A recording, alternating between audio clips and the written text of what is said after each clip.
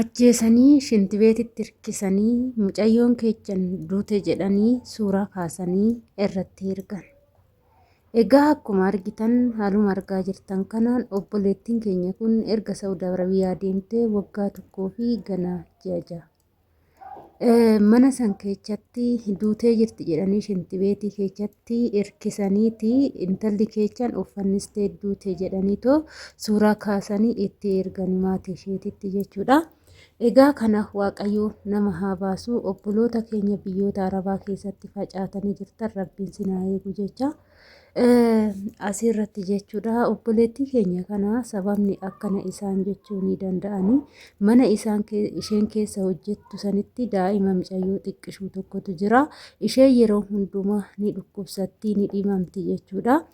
Kanaafuu daa'ima kana situ budaadha nyaatte kanaafuu ati duutu malee mucayyoon teenya fayyuu hin dandeechu kan jedhu irratti murteessanii mucayyoo xiqqoonis immoo ajjeesaa kan jettu dubbatte jechuudha. Yeroo kana ji'a ramadaanaa keessaa isa dhumaa jechuudha. Si ajjeefna jedhanii irratti yoo kakatanii obboleettiin keenya kunis immoo si ajjeefna naan jedhanii jiru kakatanii jiru. Kanaafuu adaraa keessan biiroo deemaatii sagalee naaf ta'a jettee maatii isheetitti himti jechuudha. Egaa isa kanaanillee immoo mucayyoo teenya budaadhaan nyaattee nu sin dhiisnu jedhanii ajjeesanii ka'aniiti maatii isheetiin duutee jirti intalli keessan duutee jirti. Kanaafuu ofii isheetii of ajjeeste nan akkamti du'uu dandeecha jennaan suuraa shintibeetii keessatti hirkisanii jechuudha. Suuraa kaasanii erganiif jechuudha. Asirratti budaan jara moo ijoollee teenya dhugaan siniin jedha. Budaan arabdoota caalu jira. Ayin fiyaa arabi dhugaan siniin jira. Budaa caalu isaanii jechuudha. Yeroo baay'ee ijoolleen keenya gola madaamii seentee gaafa hojjettu takkittiin isaanii fayyaa kan qabdu hin jirtu jechuudha. Budaa isaaniitiin nu qoqoranii nu fixanii nu nyaatanii isaan immoo deebi'anii budaadhaa jedhu ijoollee teenyanii jechuudha. Inna budaadha jedhanii ajjeesanii obboleettii keenya erga duute immoo reeffa ishii gara biyyaatitti galchuuf maal jedhu warri biiroo riyaala 6,000 yookaan birrii Itoophiyaa 300 yoo ergan malee reeffi ishee hin jiru hin ergamu kan jedhudha jechuudha. Inna kana hunda keessa sadarkaa kana hunda keessa jechuudha kan nuti gallee jirru. Kanaaf Waaqayyo nuyi obboloota keenya biyya Arabaa yeroo jennu nama ofiitiif miti odoo akka kiyyaati xalaata ofiitiif akka deemaniin hawwanii jechuudha. Keessatti jijjiiramna laata nama keessatti taanaa laata jenneetoo waama isaanii kanaaf biyya ormaa haa deemnu malee dhugaa gadadoon biyya ormaa keessa jiru siqiqiin biyya ormaa keessa jiru ijoolleen keenya waan ta'aa jiran obboloota keenyaa fi Rabbiin qofatu beeka malee namni beeku hin danda'u jechuudha. Inna haala kanaan maaliif ajjeefamti? Daa'imti isaanii dhukkuba waaqaa yoo qabaatte dhibeen Rabbii yoo ishee qabate intala tanatu dhibamsiise jedhanii gaafa isaan akkana jedhan intala tanatu dhukkuba sababa isheetiif ishiin budaadhaan nyaatte daa'imti keenya dhibamte jedhanii gaafa lubbuu namaa baasanii baay'ee ulfaata. Dhugaa ani harmee obboleettii keenyaa laalee natti ulfaate jechuudha. Maaliif namni kamiyyuu hojjetachuufi malee du'uuf namni biyyaa hin ba'a jedhee yaadu. Gaafa immoo namni biyya ormaatitti du'anii ni ulfaata jechuudha. Baay'ee tokko ulfaata. Inna obboloota koo gizee gola madaamii hojjettan keessattuu ijoollee isaanii faana yeroo hojjettan jechuudha.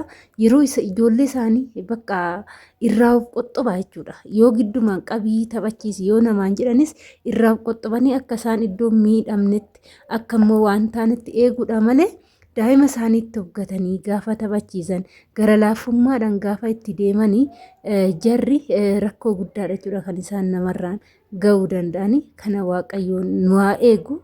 Isinaa eegu jechuudha. Kaa nuti warri keessaa gallee irraa warri keessatti haftanii Waaqayyoon sin eegee maatii keessanitti akka nagaa fayyaa guutuu biraa baatan fayyaa guutuu akka maatii keessanitti deebitan amantaa qabnuun isiniif kadhanna jechuudha. Hundi keenyaayyuu inna akkasii inna obboloota koo dhugaa budaa caalu isaanii jechuudha. Dhugaa kan jiraatti nama nyaatanii nama qoqoran yoo mana isaanii keessatti bifa deeffatte maashallaaluun jedha furdatte midhaan keenya lafarraa fixxe nyaatte jedhu yoo huqqatte immoo bakka wanni xaaxan isaan namarra buusan xiqqishuu miti jechuudha. Xaaxaa guddaadha jechuudha kan jarri namarraan ga'anii. Haa ta'uutii garuu isaan qixxee budaan hin jira jedhee ilaalu hin yaadu jechuudha. Nama akka mataa kootitti biyya arabaa hojjennee gaafa gallu gaafa milkoofne biyya keenyatti deebisnu dhugaa maallaqa argannee galuu miti. Biyya arabaatu deemanii kontiraatuma ofiitu fixatanii gara biyya ofiitti galuun dhugaan siniin jedha kuni waan guddaadha jechuudha. Sinii gala waan guddaa hangana hin jedhamne. Nam milkaa nan guddadha naman ta'a jennee biyya baana malee madaaminuu ajjeesa arabatti duuna. Carraa du'aatu nu mudata jennee osoo hin taane humna keenya aarsaa kennina jechuudha. Daa'an akka daa'ima arabdoota ammoo nama faftu nama daaftu hin jiru jechuudha dhugaa. Daafee jennaan daafee inni akkasii hin jedha hordoftoota kiyya.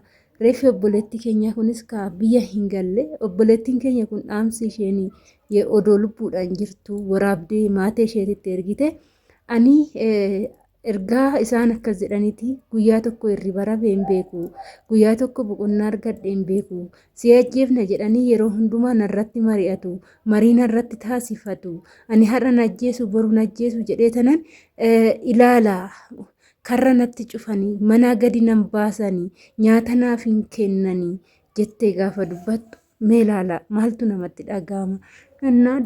Daa'ima isaanii mana yaalatiin deemaa kunuunfachaa kan keenya immoo shintibeetii keessatti naqanii irra guddina immoo kan ijoollee keenya ajjeechisu kan ijoollee keenya nyaachisee ficcisiisaa jiru wanniidha jechuudha. Dhugaan isinitti warra biirooti nuti biiroo maal qabna sijammar biiroo hin qabnu biiroon keenya warra faayidaa qofaaf jiraatu malee warra miidhama ijoollee asii achi deemte isaaniif dhaabbatu miti. Dhugaa isaan warrootuma madaamii maallaqa itti kennasan maallaqa argatan laalu malee miidhamuu keenya nuufi in ilaalanii jechuudha. Ni galamti.